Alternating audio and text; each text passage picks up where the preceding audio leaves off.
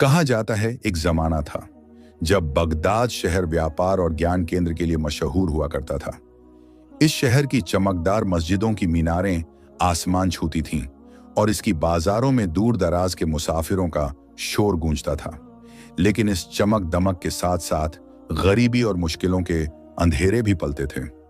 उन्हीं मुश्किलों के अंधेरे में शहर के बाहरी इलाके में एक कच्ची बस्ती थी जिसमें अली नाम का एक गरीब लड़का रहता था।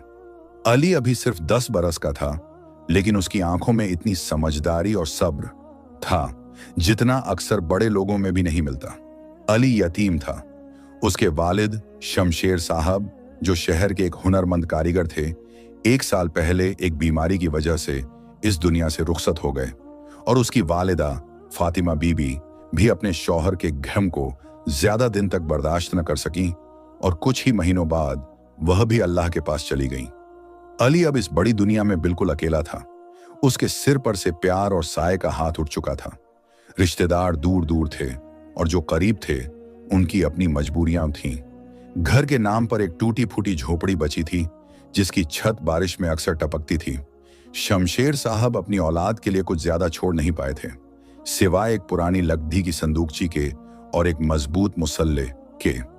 अली को अपने वालिद से बस एक ही बात विरासत में मिली थी, अल्लाह पर बेपनाह और अटूट यकीन।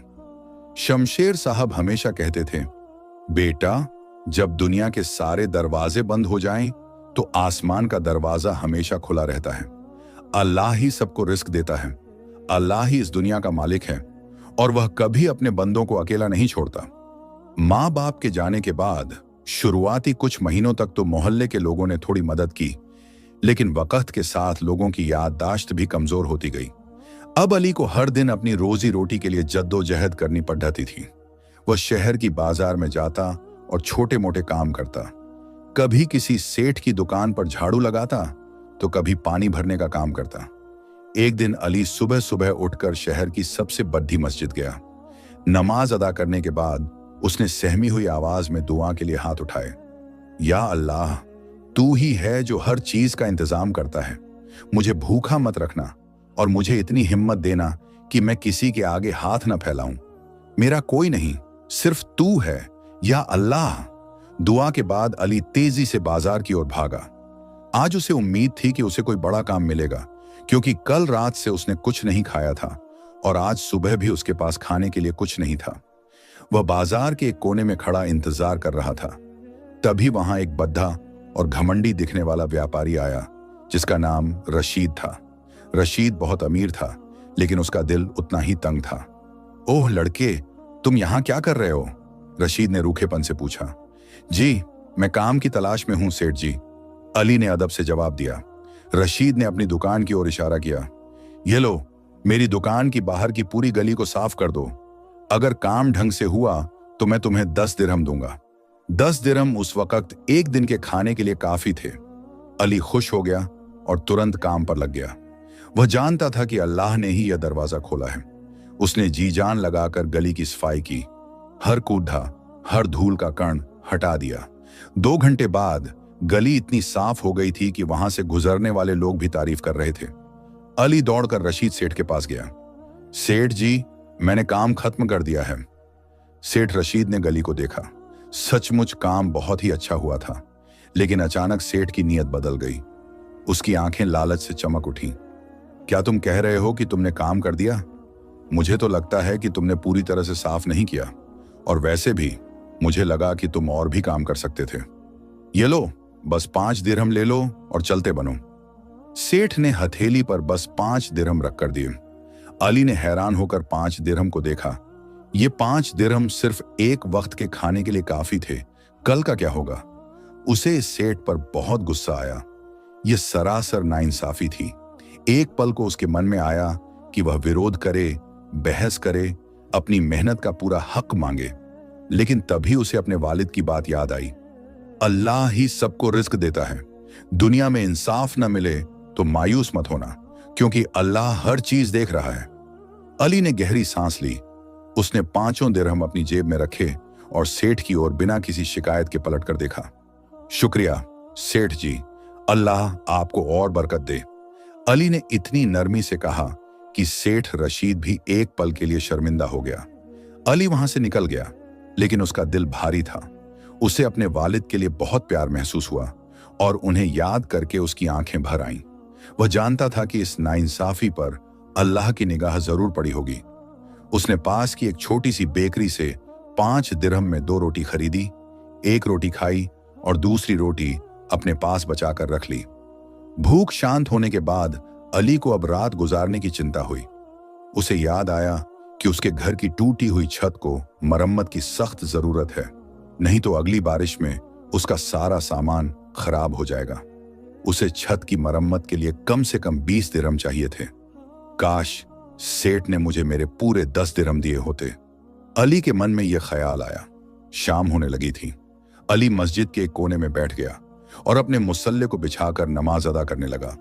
उसका दिल बहुत रो रहा था। नमाज के बाद उसने फिर से हाथ उठाए। इस बार उसकी दुआ में बहुत शिद्दत थी। या अल्लाह, तेरी मर्जी से ही यह सब हुआ। तू ही जानता है कि मेरे लिए क्या बेहतर है। मुझे छत के लिए 20 दिरहम की जरूरत है। मुझे नहीं पता कि कहां से आएंगे, लेकिन मैं यह जानता हूं कि अल्लाह ही सबका इंतजाम करता है। बस तू मुझे किसी और के सामने झुकने पर मजबूर न करना। दुआ करके वह चुपचाप मस्जिद से निकला और अपनी टूटी फूटी झोपड़ी की तरफ चलने लगा। रास्ते में वह यह सोच रहा था कि कल वह काम कहां ढूंढेगा। वह जानता था कि यह दुनिया इंसाफ वाली नहीं है, लेकिन उसका यकीन था कि दुनिया के ऊपर एक सत्ता है जो हर चीज को अपनी जगह रखती है। अली अपनी झोपड़ी के पास पहुंचा। बाहर अंधेरा हो चुका था। जैसे ही उसने झोपड़ी का दरवाजा खोला, उसने देखा कि एक बूढ़ा आदमी, जिसकी दाढ़ी लंबी और सफेद थी, उसके मुसल्ले पर बैठा हुआ है। उस बूढ़े आदमी के चेहरे पर एक अजीब सी शालीनता और इत्मीनान था। अली थोड़ा डर गया, लेकिन उसने अदब से पूछा, अस्सलाम अलैकुम अंकल, आप कौन हैं और आप यहां कैसे? बूढ़े आदमी ने मुस्कुराते हुए जवाब दिया, वालेकुम अस्सलाम मेरे बच्चे, मेरा नाम इदरीस है और मैं दूर के शहर का एक मुसाफिर हूं। मैंने देखा कि तुम्हारी झोपड़ी टूटी हुई है और तुम शायद अकेले रहते हो। क्या तुम मुझे आज रात यहां रुकने की इजाजत दोगे? मैं तुम्हें कोई परेशानी नहीं दूंगा। अली ने इदरीस अंकल के चेहरे पर एक ऐसी चमक देखी जिससे उसका डर तुरंत दूर हो गया। उसने महसूस किया कि यह कोई बुरा आदमी नहीं हो सकता। जी बिल्कुल अंकल, आप आराम से रुक सकते हैं, लेकिन मेरे पास आपको खिलाने के लिए बस एक सूखी रोटी और पानी है। आप यहां आराम करें, अली ने कहा। इदरीस अंकल की आंखों में आंसू आ गए। अल्लाह तुम्हें बरकत दे मेरे बच्चे, मुझे तुम्हारी रोटी और तुम्हारे प्यार के सिवा कुछ नहीं चाहिए। अली ने अपनी बची हुई रोटी और पानी इदरीस अंकल को दे दिया। इदरीस अंकल ने बड़े प्यार से रोटी खाई और पानी पी लिया। खाने के बाद इदरीस अंकल ने अली से पूछा, मेरे प्यारे बच्चे, क्या तुम्हें कोई परेशानी है? तुम बहुत थके हुए और उदास लग रहे हो। अली ने पहले तो सोचा कि वह अपनी परेशानी न बताए, लेकिन इदरीस अंकल की बातों में इतना अपनापन था कि वह अपने आप को रोक नहीं पाया। अंकल, मैं यतीम हूं। आज मैंने बहुत मेहनत से एक सेठ का काम किया, लेकिन उसने मुझे मेरे पूरे पैसे नहीं दिए, सिर्फ 5 दिरहम दिए। मुझे अपनी छत ठीक करवानी है, जिसके लिए मुझे 20 दिरहम चाहिए। मुझे समझ नहीं आ रहा है कि मैं कल कैसे कमाऊंगा। अली ने अपनी सारी कहानी बता दी। इदरीस अंकल ने ध्यान से उसकी बात सुनी। फिर उन्होंने अली के कंधे पर प्यार से हाथ रखा। मेरे बच्चे, तुम यतीम हो, लेकिन तुम अकेले नहीं हो। तुमने अपने वालिद से जो सीखा है उसे कभी मत भूलना। अल्लाह ही सबका इंतजाम करता है। उसने तुम्हें यह रात भूखा नहीं रखा। तुम सो जाओ, कल अल्लाह जरूर कोई रास्ता निकालेगा। फिर इदरीस अंकल ने धीरे से अली के हाथ में एक छोटा सा कपड़ा लपेटा हुआ बंडल रख दिया। ये मेरी तरफ से एक छोटा सा तोहफा है। इसे कल सुबह सूरज निकलने के बाद ही खोलना। अभी तुम सो जाओ और कल के लिए बिल्कुल फिक्र मत करो। अली के मन में कई सवाल थे, लेकिन इदरीस अंकल के चेहरे की शांति ने उसे सवाल पूछने से रोक दिया। उसने बिस्तर पर लेटा और थकन की वजह से तुरंत सो गया। सुबह की पहली किरण अली की झोपड़ी के अंदर पहुंची। अली की आंख खुली, लेकिन उसने देखा कि इदरीस अंकल वहां नहीं थे। उसका दिल थोड़ा बेचैन हो गया। उसने तुरंत बाहर जाकर देखा, लेकिन दूर दूर तक कोई नजर नहीं आया। अंकल कहां चले गए? वह तो बिना बताए ही चले गए, अली ने सोचा। तभी उसे अपने हाथ में वह छोटा सा बंडल याद आया। इदरीस अंकल ने कहा था कि इसे सूरज निकलने के बाद ही खोलना। अली ने जल्दी से उस कपड़े के बंडल को खोला। जैसे ही कपड़ा हटा, अली की आंखें फटी की फटी रह गईं। उस छोटे से बंडल में 20 दिरहम थे। पूरे 20 दिरहम, ठीक उतनी ही रकम जितनी उसे अपनी छत की मरम्मत के लिए चाहिए थी। अली के हाथ कांपने लगे। यह सब कैसे हुआ? कल रात उसके पास कुछ नहीं था और आज सुबह उसकी जरूरत पूरी हो गई। उसने तुरंत आसमान की तरफ देखा। उसे लगा जैसे उसे इदरीस अंकल की आवाज फिर से सुनाई दे रही हो। अल्लाह ही सबको रिस्क देता है। अली की आंखों में खुशी के आंसू आ गए। वह उठकर अपने मुसल्ले पर बैठा और उसने अल्लाह का शुक्रिया अदा किया। या अल्लाह, तूने मेरी दुआ सुन ली। तूने मेरी मदद के लिए किसी फरिश्ते को भेजा। मुझे माफ करना कि एक पल के लिए मैं मायूस हो गया था। अब मैं पूरी ताकत से तेरी राह पर चलूंगा। अली को अब यह पूरा यकीन हो गया था कि इदरीस अंकल कोई आम इंसान नहीं थे।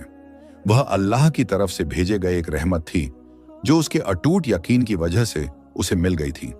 जब यतीम अली को अपनी झोंपड़ी की मरम्मत के लिए पूरे 20 दिरहम मिल गए थे। लेकिन क्या पैसों का मिलना ही मुश्किलों का हल होता है? नहीं। अक्सर अल्लाह हमें एक मुश्किल से निकालता है ताकि हमें एक बड़े इम्तिहान के लिए तैयार कर सके। जब उसे लगा कि दुनिया की हर राह बंद हो गई है, लेकिन उसने फिर भी अपने दिल में अल्लाह की डोर को मजबूती से थामे रखा। 20 दिरहम देखकर अली की आंखों में आई खुशी ज्यादा देर टिक न सकी। उसने तुरंत तय किया कि वह इस पैसे को छत की मरम्मत में लगाएगा ताकि सर्दी और बारिश से बचा जा सके। उसने बाजार जाकर लकड़ी और घास फूस खरीदी। उसी दिन शाम ढलने से पहले मोहल्ले के 2 भले आदमी अहमद और सलीम अली की मदद के लिए आए। उन्होंने मिलकर टूटी हुई छत को मजबूत बना दिया। अब अली की झोपड़ी पहली बार सुरक्षित महसूस हो रही थी। काम पूरा होने के बाद अली के पास सिर्फ 3 दिरहम बचे थे, जो खाने और अगली सुबह के नाश्ते के लिए काफी थे। रात को अली अपने साफ और मजबूत मुसल्ले पर बैठा। उसके दिल में अल्लाह के लिए प्यार और शुक्रगुजारी भरी हुई थी। या अल्लाह, तूने मेरी मदद की। तू कितना रहम करने वाला है। मैं अब और मेहनत करूंगा। तू बस मुझे सही राह दिखाते रहना। अगले कुछ दिन तक अली को छोटे मोटे काम मिलते रहे और उसका गुजारा चलता रहा। लेकिन यह सुकून ज्यादा दिन नहीं रहा। शहर में अचानक सूखा पड़ गया। नदियां सूख गईं और कारोबार धीमा हो गया। बाजार में काम कम हो गया और जो काम था उसके लिए मजदूरों की लंबी कतारें लगने लगीं। सबसे पहले छोटे और बेसहारा मजदूरों को काम मिलना बंद हुआ और उनमें अली भी शामिल था। अली रोज सुबह मस्जिद में नमाज पढ़ने के बाद बाजार जाता, दिन भर इंतजार करता और शाम को भूखा ही लौट आता। उसके 3 दिरहम भी कब के खत्म हो चुके थे। 1 हफ्ते तक अली ने पानी पीकर और सब्र करके गुजारा किया। अब वह 2 दिन से पूरी तरह भूखा था। उसके पेट में तेज दर्द हो रहा था और कमजोरी की वजह से उसके पैर लड़खड़ा रहे थे। एक दिन जब अली भूखा और निराश बाजार के किनारे बैठा था, उसने देखा कि एक सेठ जिसके गोदाम में बहुत सा अनाज रखा हुआ था, काम करवा रहा है। अली हिम्मत करके सेठ के पास गया। वह इतना कमजोर था कि उसकी आवाज भी ठीक से नहीं निकल रही थी। सेठ जी, मुझे कोई काम दे दीजिए। मैं बहुत मेहनत करूंगा। 2 दिन से मैंने कुछ नहीं खाया है, अली ने भीगी आंखों से कहा। सेठ ने उसकी तरफ देखा और एक सूखी हंसी हंसा। काम? यहां पर तुमसे ज्यादा ताकतवर 10 लोग इंतजार कर रहे हैं। तुम इतने दुबले पतले क्या काम कर पाओगे? जाओ, किसी से भीख मांगो। यह सुनकर अली को बहुत बड़ा सदमा लगा। भीख मांगना? उसके वालिद ने कहा था कि कभी किसी के सामने हाथ न फैलाना। अली धीरे धीरे वहां से हट गया। बेबसी की आग उसके दिल को जला रही थी। वह अपनी झोपड़ी की तरफ भागा। उसकी आंखों से आंसू बह रहे थे। क्यों? या अल्लाह, क्यों? मैं तो मेहनत करना चाहता हूं। मैं चोरी या भीख नहीं मांगना चाहता। क्या मेरी मेहनत भी अब मेरे काम नहीं आएगी? अली बुदबुदाया। वह अपनी झोंपड़ी में आकर जमीन पर गिर पड़ा। अब उसके पास रोने के सिवा कोई चारा नहीं था। यह अंधेरा, यह खालीपन, यह अकेलापन, उसे लगा जैसे दुनिया का हर दरवाजा सचमुच बंद हो चुका है। अली को अपने वालिद की कही बात याद आई। जब दुनिया के सारे दरवाजे बंद हो जाएं, तो आसमान का दरवाजा हमेशा खुला रहता है। अली ने कमजोरी से कांपते हाथों से अपना मुसल्ला बिछाया। भूख, दर्द और निराशा के बीच उसने खड़े होकर नमाज शुरू की। अली नमाज के सजदे में था। उसका सिर जमीन पर टिका हुआ था और उसके दिल से एक चीख निकल रही थी। वह चुपचाप लेकिन जोर से रो रहा था। या अल्लाह, मुझे नहीं पता कि मेरी आजमाइश कितनी लंबी चलेगी, लेकिन तू तो जानता है कि मैं तेरा बंदा हूं। मुझे अपनी रहमत से भूखा मत मरने देना। मैं अब और बर्दाश्त नहीं कर पा रहा हूं। या अल्लाह, ये खाली पेट, ये बेबसी, ये बहुत दर्द देती है। उसके आंसू मुसल्ले पर गिर रहे थे। ये रोना सिर्फ भूख का नहीं था, यह प्यार और यकीन के टूटने के डर का रोना था। नमाज खत्म करने के बाद अली कमजोरी से लेट गया। अब उसके शरीर में उठने की ताकत नहीं थी। उसने अपनी आंखें बंद कर लीं और सिर्फ अल्लाह को याद करने लगा। अल्लाह, अल्लाह, अल्लाह। अल्लाह ही इस दुनिया का मालिक है। वह उस वक्त न तो खाने की फिक्र कर रहा था, न ही पैसों की। वह बस अपने मालिक के करीब होना चाहता था। घंटों बाद जब शाम ढल चुकी थी, अली को हल्की सी आहट सुनाई दी। वह मुश्किल से अपनी आंखें खोल पाया। झोंपड़ी के दरवाजे पर समीना नाम की एक छोटी लड़की खड़ी थी, जिसकी उम्र अली से 2-3 साल कम होगी। समीना मोहल्ले के एक गरीब मोची कासिम साहब की बेटी थी। समीना के हाथ में एक मिट्टी का प्याला था जो कपड़े से ढका हुआ था। समीना डरी हुई लग रही थी। उसने दबी आवाज में कहा, अली भाई, मैं आपके लिए कुछ लाई हूं। मेरे अब्बू ने कहा कि इसे जल्दी खा लेना। अली ने अपनी कमजोरी को अनदेखा किया और धीरे से उठकर बैठ गया। समीना, क्या है यह? समीना ने कपड़ा हटाया। प्याले में गरम ताजा दलिया साना था, जिसमें थोड़ी सब्जियां भी पड़ी थीं। खाने की खुशबू ने अली को और भी कमजोर कर दिया। मेरे अब्बू को काम मिला है। उन्होंने अपनी पहली कमाई से यह दलिया आपके लिए भेजा है। उन्होंने कहा कि आपको भूखा नहीं रहना चाहिए, समीना ने कहा और तेजी से वहां से चली गई। शायद अली की हालत देखकर वह सहम गई थी। अली ने प्याला अपने हाथ में लिया। गरम दलिया उसके हाथों को राहत दे रहा था। उसने एक चम्मच दलिया अपने मुंह में रखा। वह स्वाद इतना मीठा, इतना अच्छा लगा कि अली के होंठों से चीख निकल गई। वह उस दलिया को खाते हुए जोर जोर से रोने लगा। यह सिर्फ दलिया नहीं था, यह अल्लाह का भेजा हुआ जवाब था। जब उसकी भूख शांत हुई तो उसके अंदर एक नई ताकत आ गई। उसी रात कासिम साहब खुद अली की झोपड़ी में आए। अस्सलाम अलैकुम मेरे बच्चे अली, क्या तुमने खाना खा लिया? अली उठकर उनके कदमों के पास बैठने लगा, लेकिन कासिम साहब ने उसे प्यार से रोक दिया। कासिम अंकल, आपने मेरी जान बचाई है। मैं यह एहसान कभी नहीं भूलूंगा। कासिम साहब की आंखें नम हो गईं। एहसान कैसा? मेरे बच्चे, मैं तुम्हें एक बात बताने आया हूं। यह दलिया कोई खैरात नहीं है, यह पुराना कर्ज है जो अल्लाह ने आज वापस दिलवाया है। अली हैरान हो गया। कैसा कर्ज अंकल? तुम्हारे वालिद शमशेर साहब जब जिंदा थे तो उन्होंने मुझे एक बार मुसीबत में 20 दिरहम दिए थे, जब मेरी बेटी समीना बहुत बीमार थी। उन्होंने कहा था कि जब तुम्हारे पास हो तभी लौटाना। मेरे पास इतने सालों तक कभी पैसे नहीं हुए। आज अल्लाह ने मुझे काम दिया और मेरे दिल में तुम्हारी फिक्र डाली। मुझे लगा कि अल्लाह ने यह पैसे तुम्हारी जरूरतों के लिए ही भेजे हैं। ये उसी 20 दिरहम की वापसी है मेरे बच्चे। कासिम साहब ने अपने हाथ में एक छोटा सा कपड़धार रखा हुआ था। ये लो मेरे बच्चे, ये अल्लाह की तरफ से तुम्हारे लिए है। मैं जानता हूं कि तुम्हारी मुश्किल खत्म नहीं हुई है, लेकिन अब से हम सब मोहल्ले वाले मिलकर तुम्हारी मदद करेंगे। अब तुम अकेले नहीं हो। कासिम साहब ने अली के हाथ में फिर से 10 दिरहम रखे। 10 दिरहम। अली के हाथ में आज फिर पैसे थे और उसका पेट भरा हुआ था। लेकिन आज की खुशी 20 दिरहम मिलने वाली खुशी से कई गुना बढ़ी थी। आज उसे सिर्फ पैसे नहीं मिले थे, आज उसे यकीन मिला था। अली ने रोते हुए कासिम अंकल का हाथ चूमा। अंकल, मैं आपको यह कभी नहीं भूलूंगा। अल्लाह आपको बरकत दे। कासिम अंकल ने अली को प्यार से गले लगाया। तुम मत भूलो अली कि अल्लाह ही सबको रिस्क देता है। तुम भूखे थे और अल्लाह ने तुम्हारे वालिद के नेक काम को याद करके मुझ जैसे गरीब इंसान के जरिए तुम्हारी मदद कर दी। ये सब अल्लाह की मर्जी है। अली ने अपनी आंखों में झांक कर देखा। भूख के आंसू अब खुशी के आंसू में बदल चुके थे। उसे समझ आया कि इदरीस अंकल के जरिए मिले 20 दिरहम ने उसकी छत बचाई, लेकिन कासिम अंकल के जरिए मिले इस दलिया और 10 दिरहम ने उसका ईमान बचा लिया। अगले दिन अली ने उन 10 दिरहम में से 5 दिरहम का अनाज खरीदा और उसे मोहल्ले के सबसे भूखे और बूढ़े आदमी को दे दिया। उसने सीख लिया था कि अल्लाह से मांगना ही काफी नहीं है, बल्कि यकीन रखना, सब्र करना और मिली हुई नेमत को दूसरों के साथ बांटना ही सच्चे ईमान की पहचान है। उसकी जिंदगी की मुश्किल अभी खत्म नहीं हुई थी, लेकिन अब उसके पास एक मजबूत हथियार था, अल्लाह पर अटूट और बेपनाह यकीन। अली को कासिम अंकल के जरिए 10 दिरहम और सबसे जरूरी अपने अल्लाह पर एक बार फिर अटूट यकीन मिला। उसकी भूख शांत हुई और उसका हौसला लौट आया। अब उसकी जिंदगी ने एक नया मोड़ लिया, जहां मुश्किलें तो कम नहीं थीं, लेकिन उन मुश्किलों का सामना करने का उसका अंदाज बदल गया था। वह जानता था कि अल्लाह ही सबको रिस्क देता है और अब उसे बस अपनी तरफ से पूरी ईमानदारी से कोशिश करनी थी। अली ने उन बचे हुए 10 दिरहम का इस्तेमाल समझदारी से करने का फैसला किया। उसने अपने लिए सिर्फ इतना खाना खरीदा जो 2 दिन चल सके और बाकी पैसे उसने बचा लिए।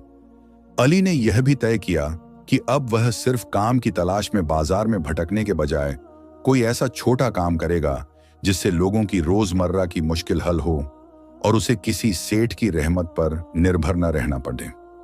वह जानता था कि अल्लाह ने उसे एक हुनर दिया है।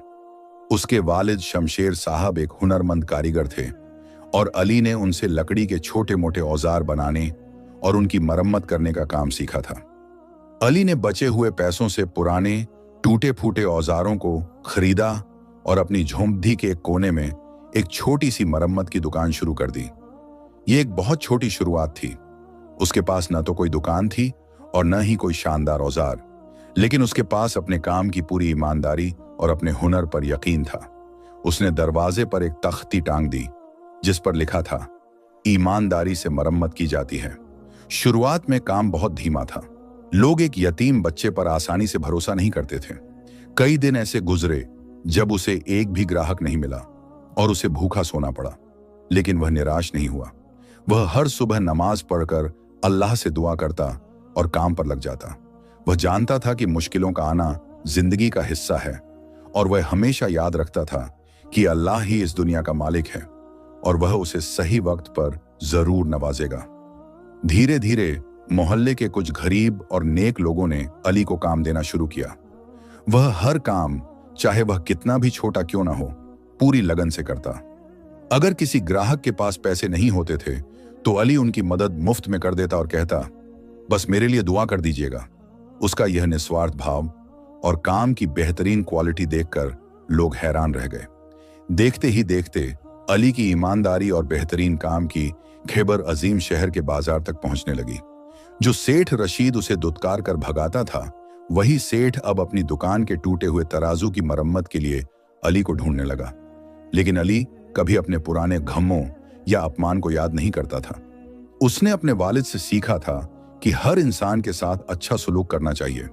उसने सेठ रशीद का काम भी पूरी ईमानदारी से किया और सिर्फ अपनी मेहनत का सही मुआवजा लिया।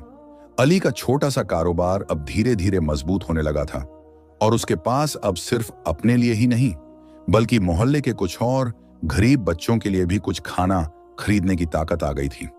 उसका यह प्यार और नेकी का काम देखकर लोग उसे बहुत इज्जत देने लगे थे।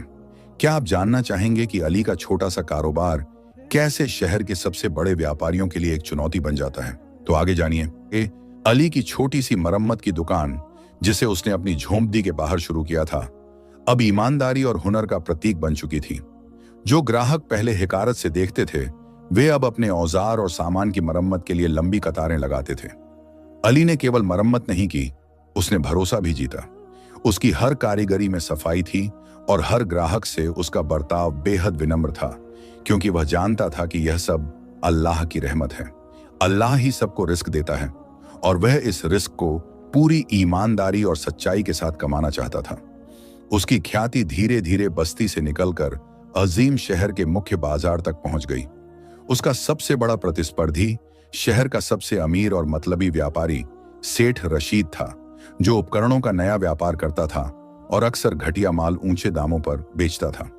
अली के कारोबार के बढ़ने से रशीद की दुकानदारी पर सीधा असर पड़ने लगा था।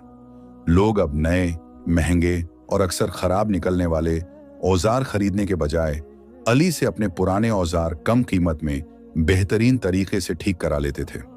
सेठ रशीद के गोदामों में सामान सड़ने लगा। यह बात रशीद को नागवार गुजरी। उसे बर्दाश्त नहीं हो रहा था कि एक यतीम बच्चा, जिसे उसने कुछ दिरहम देकर भगाया था, अब उसकी दौलत के रास्ते में रोड़ा बन रहा है। रशीद ने सबसे पहले अली को बहलाने की कोशिश की। उसने अपने मुनीम को भेजकर अली को लालच दिया कि वह उसकी दुकान में काम करे और बदले में उसे मोटी तनख्वाह और एक शानदार कमरा मिलेगा। लेकिन अली ने यह कहकर विनम्रता से मना कर दिया कि मैं अल्लाह के कारोबार में हूं, जहां ईमानदारी मेरी सबसे बड़ी दौलत है। रशीद इस बात से आग बबूला हो गया और उसने ठान लिया कि वह इस यतीम को तबाह करके रहेगा। उसने बाजार में यह अफवाह फैलानी शुरू कर दी कि अली घटिया और चोरी के औजारों की मरम्मत करता है, और यह भी कि वह ग्राहकों से ज्यादा पैसे लेता है। उसने कुछ गुंडों को भी भेजा ताकि वे अली की दुकान के आगे खड़े होकर ग्राहकों को डरा सकें। लेकिन अली अपने वालिद के दिए मुसल्ले पर हर रोज सुबह नमाज पढ़ता और अल्लाह से दुआ मांगता कि वह उसे सब्र और हिम्मत दे। अली ने कभी किसी के बारे में बुरा नहीं कहा, बल्कि जब सेठ रशीद का मुनीम दोबारा अली की दुकान पर आया तो अली ने उसे कुछ सूखी रोटियां देकर कहा, जाओ जाकर सेठ जी से कहो कि वह अपने कारोबार में प्यार और ईमानदारी को शामिल करें। अल्लाह उन्हें मुझसे ज्यादा बरकत देगा। अली का यह व्यवहार लोगों के दिलों को छू गया।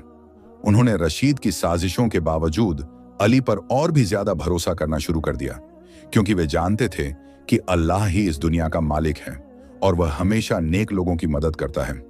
अली अब सिर्फ कारीगर नहीं रहा, बल्कि वह बस्ती का एक महत्वपूर्ण सदस्य बन चुका था। अपनी कमाई से सबसे पहले उसने अपनी झोंपड़ी को एक मजबूत घर में बदला, लेकिन उसने कभी अपनी पुरानी जगह नहीं छोड़ी। उसने उसी जगह पर अपनी दुकान को और बढ़ा किया। उसका सबसे बड़ा खर्च अपनी जरूरतों पर नहीं, बल्कि मोहल्ले के गरीब और जरूरतमंद लोगों पर होता था। उसे याद था कि कैसे कासिम अंकल की मदद से उसे यकीन मिला था। अली ने मोहल्ले के कई यतीम बच्चों को अपने साथ काम पर रखना शुरू किया, ताकि वे भीख मांगने या चोरी करने के बजाय हुनर सीख सकें और ईमानदारी की रोटी कमा सकें। उन बच्चों में कासिम अंकल की बेटी समीना का छोटा भाई सऊद भी शामिल था। अली उन्हें हुनर के साथ साथ नेकी और प्यार से जीना सिखाता था। वह हमेशा कहता था, हम सब अल्लाह के लिए काम करते हैं और हमें हर काम में अल्लाह की खुशी को तलाश करना चाहिए। अली की इस नेकी ने सेठ रशीद के दिल में जलन और जहर भर दिया। रशीद जानता था कि अली की बढ़ती लोकप्रियता उसकी दौलत से नहीं, बल्कि उसके ईमान से जुड़ी है। रशीद ने अब एक और घिनौनी चाल चली। उसने शहर के कोतवाल को मोटी रिश्वत दी ताकि वह अली की दुकान पर छापा मारे और उसे चोरी का माल रखने के इल्जाम में गिरफ्तार कर ले।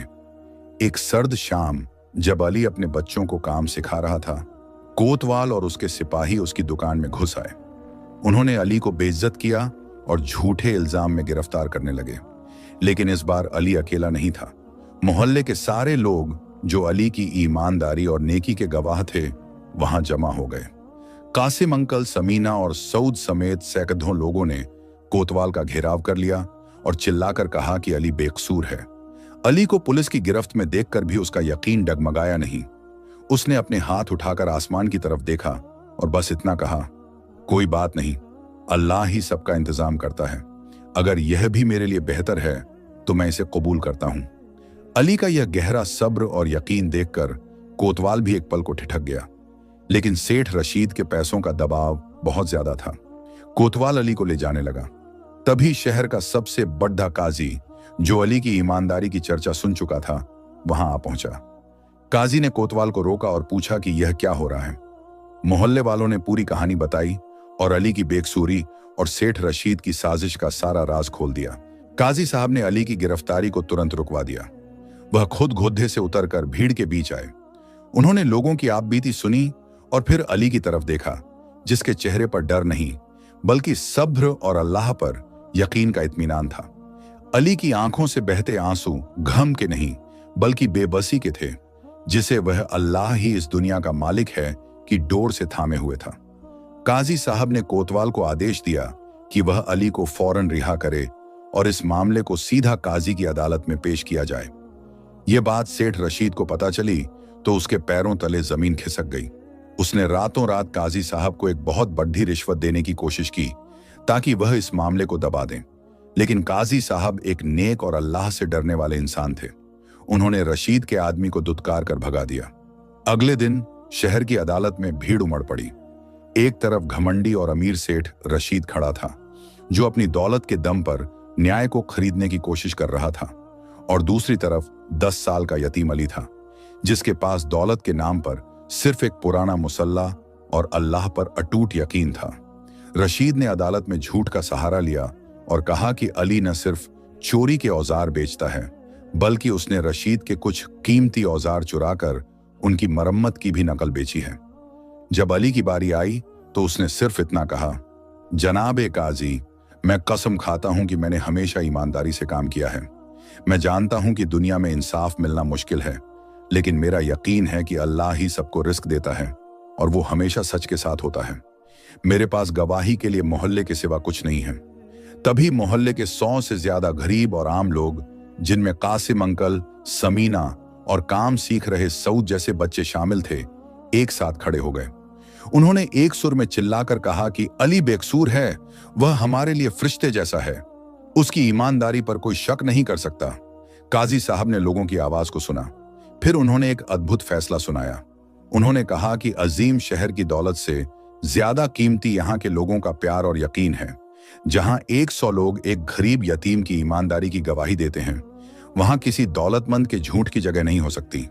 अली बेकसूर है और उसे बाइज्जत बरी किया जाता है। अदालत का फैसला सुनते ही पूरा शहर खुशी से झूम उठा।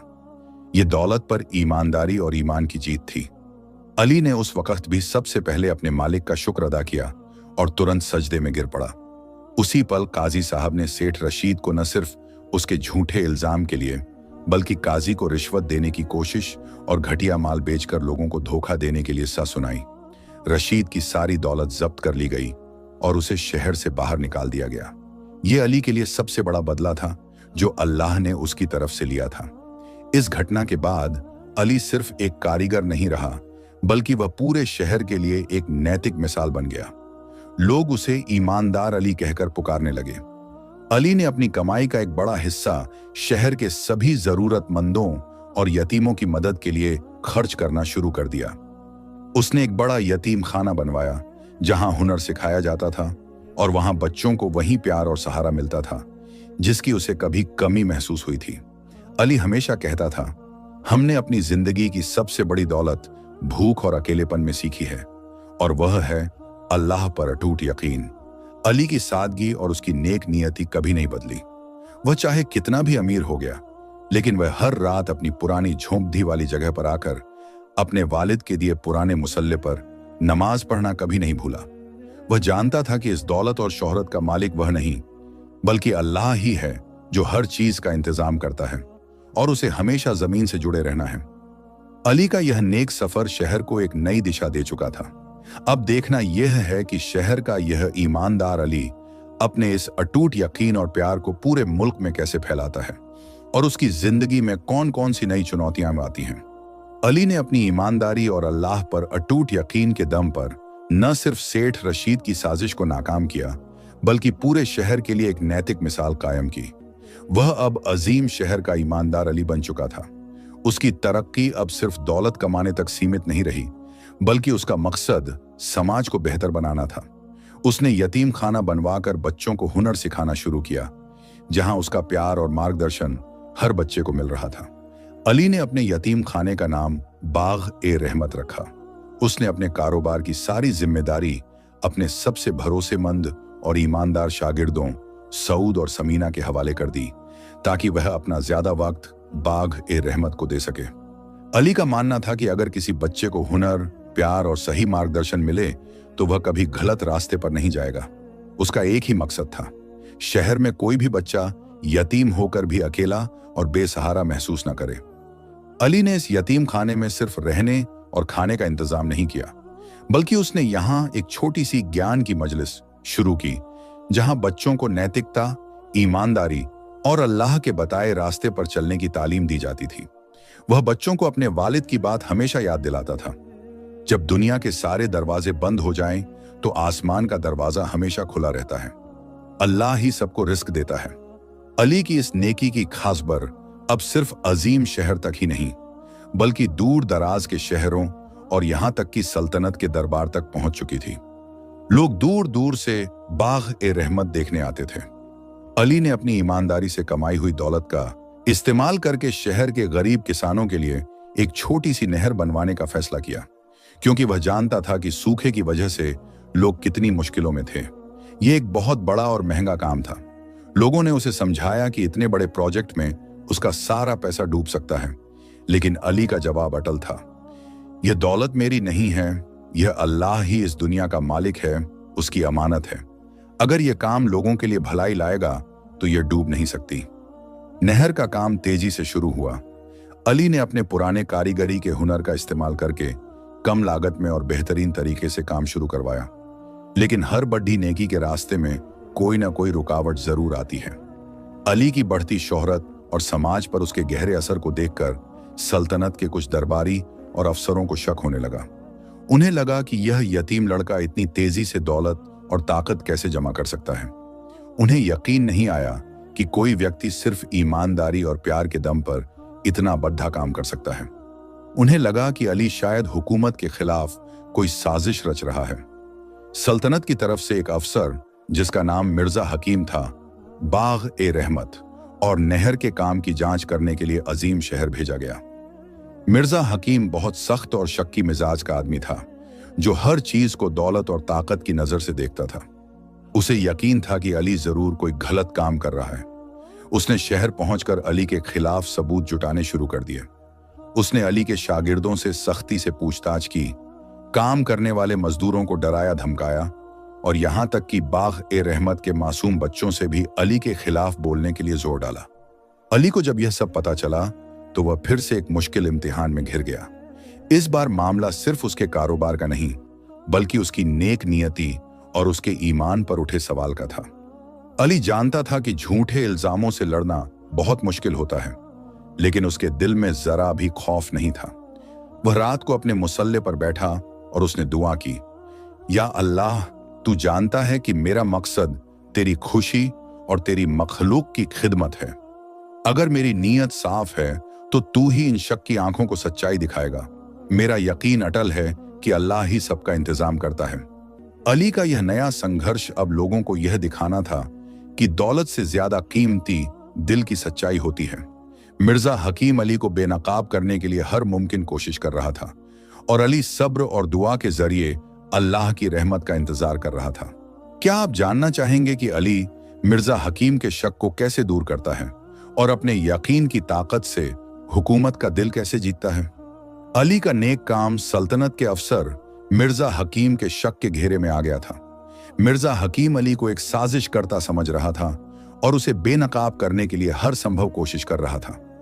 यह अली की जिंदगी का सबसे बड़ा इम्तिहान था, जहां उसे दौलत या एफकीरी का नहीं, बल्कि अपनी नेक नियति और अटूट यकीन का सबूत देना था। मिर्जा हकीम ने बाग रहमत और नहर के काम में कोई कानूनी कमी नहीं पाई, लेकिन उसका शक फिर भी बरकरार था। उसे यकीन नहीं आ रहा था कि कोई आदमी बिना किसी स्वार्थ या राजनीतिक मंशा के इतने बड़े परोपकारी काम कैसे कर सकता है। एक शाम मिर्जा हकीम वेश बदलकर बाग रहमत के करीब आया ताकि वह अली की सच्चाई जान सके। उसने देखा कि अली अपने सभी यतीम बच्चों के साथ जमीन पर बैठा है। वह बच्चों को कोई कीमती चीज नहीं, बल्कि अपने वालिद की पुरानी लकड़ी की संदूकची दिखा रहा था, जिसमें सिर्फ उसका पुराना मुसल्ला रखा था। अली उन बच्चों को अपने बचपन की कहानी सुना रहा था कि कैसे भूख और बेबसी में भी उसने कभी अल्लाह पर यकीन नहीं खोया। अली ने बच्चों को अपने पास बुलाया और हर बच्चे के सिर पर प्यार से हाथ फेरा। उसने कहा, देखो मेरे बच्चों, तुम्हारे पास आज बहुत कुछ है, लेकिन याद रखना, मेरी सबसे बड़ी दौलत यह मुसल्ला है, क्योंकि यह मुझे सिखाता है कि अल्लाह ही सबको रिस्क देता है।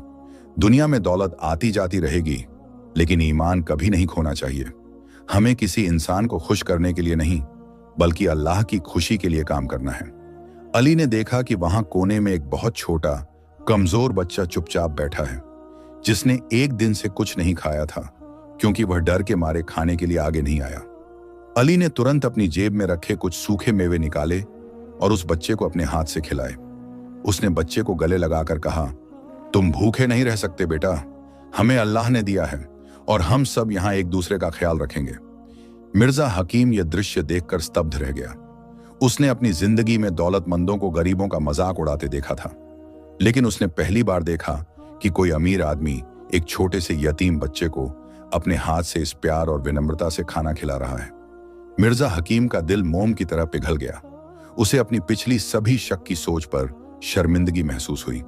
वह समझ गया कि अली का कारोबार दौलत का नहीं, बल्कि ईमान और इंसानियत का है। मिर्जा हकीम तुरंत अली के पास आया। उसके चेहरे पर अब घमंड नहीं बल्कि पश्चाताप और इज्जत थी। वह अली के सामने झुक गया और अपने गुनाहों के लिए माफी मांगी। मैं आपको गलत समझ रहा था अली, आप सिर्फ एक कारीगर नहीं बल्कि इस सल्तनत की असली दौलत हैं। मुझे यकीन हो गया है कि आपका हर काम अल्लाह ही इस दुनिया का मालिक है, उसकी रजा के लिए है। मिर्जा हकीम ने अली से कहा कि वह अब दरबार में जाकर अली की सच्चाई और नेक नियति का सबूत देगा और सल्तनत को बताएगा कि कैसे अली ने अपने प्यार और यकीन से पूरे समाज को बदल दिया है। मिर्जा हकीम ने वापस जाकर दरबार में जो रिपोर्ट दी वह इतिहास बन गई। उसने लिखा कि अली वह इंसान है जिसने दिखा दिया कि एक यतीम का अटूट यकीन दौलतमंदों के घमंड से कहीं ज्यादा ताकतवर होता है। सल्तनत के बादशाह ने यह सुनकर अली को दरबार में बुलाया। अली साधारण कपड़ों में उसी विनम्रता के साथ बादशाह के सामने हाजिर हुआ। बादशाह ने अली को गले लगाया और उसे शहर-ए-ईमान, यकीन का शहर का खिताब दिया। बादशाह ने अली को सल्तनत का सबसे बड़ा इनाम और दौलत देने की पेशकश की, लेकिन अली ने विनम्रता से दोनों हाथ जोड़ ढा लिए। उसने कहा, जहांपनाह, मेरा सबसे बड़ा इनाम मुझे मिल चुका है और वह है मेरे मालिक की खुशी और इन यतीम बच्चों का प्यार। मुझे किसी दौलत की जरूरत नहीं, क्योंकि अल्लाह ही सबको रिस्क देता है और मेरे पास जो कुछ भी है वह उसकी अमानत है। अगर आप मुझे कुछ देना ही चाहते हैं तो कृपया बागे रहमत और नहर के काम में मदद कर दें, ताकि और भी ज्यादा गरीब बच्चों को प्यार और सहारा मिल सके। बादशाह अली के इस निस्वार्थ भाव से इतने प्रभावित हुए कि उन्होंने न सिर्फ यतीम खाना और नहर के काम को राजकीय संरक्षण दिया, बल्कि उन्होंने यह भी घोषणा की कि अली की ईमानदारी की कहानी को हर मदरसे और स्कूल में पढ़ाया जाएगा। इस तरह यतीम अली ने अपनी जिंदगी में यह साबित कर दिया कि ईमान किसी दौलत या रुतबे का मोहताज नहीं होता। उसने सबसे बड़ी मुश्किलों में भी अपने वालिद के दिए सबक को नहीं भूला, सब्र, मेहनत और अल्लाह पर अटूट यकीन। वह अपनी पूरी जिंदगी उसी बस्ती में रहा, अपनी मरम्मत की दुकान चलाता रहा, भले ही वह अब सिर्फ शौक के लिए थी, और हर रात अपने पुराने मुसल्ले पर नमाज पढ़कर अल्लाह का शुक्र अदा करता रहा। उसने अपनी मेहनत और प्यार से एक ऐसी विरासत छोड़ दी जिसने अजीम शहर को नेकी और ईमानदारी का शहर बना दिया।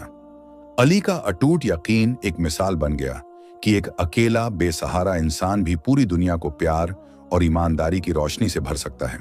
प्यारे दोस्तों, आपने देखा कि कैसे एक यतीम अली का अटूट यकीन और उसका प्यार न सिर्फ उसे सबसे बड़ी मुश्किलों से बाहर निकालता है, बल्कि एक घमंडी सेठ और एक शक्की अफसर का दिल भी बदल देता है। उसकी कहानी हमें सिखाती है कि अल्लाह ही इस दुनिया का मालिक है और वह हमेशा उन लोगों के साथ होता है जिनका दिल साफ और नीयत नेक होती है। अगर अली की यह कहानी, यह प्यार और अटूट यकीन आपके दिल को सचमुच छू गया है और आपने महसूस किया है कि ईमानदारी और नेकी में कितनी ताकत है, तो इस कहानी को सिर्फ अपने तक मत रखिए, इसे ज्यादा से ज्यादा लोगों के साथ शेयर करें। हमारा मकसद ऐसी ही प्रेरणादायक और सच्ची कहानियां आप तक पहुंचाना है जो आपकी जिंदगी में उजाला भर दें। इसलिए अगर आप ऐसी ही बेहतरीन, दिल को छू लेने वाली कहानियां देखना चाहते हैं तो अभी हमारे चैनल को जरूर सब्सक्राइब करें, इस वीडियो को लाइक करें और नीचे कमेंट में माशाअल्लाह लिखकर हमें अपनी राय जरूर दें। आपका प्यार और सपोर्ट हमें आगे बढ़ने की ताकत देता है।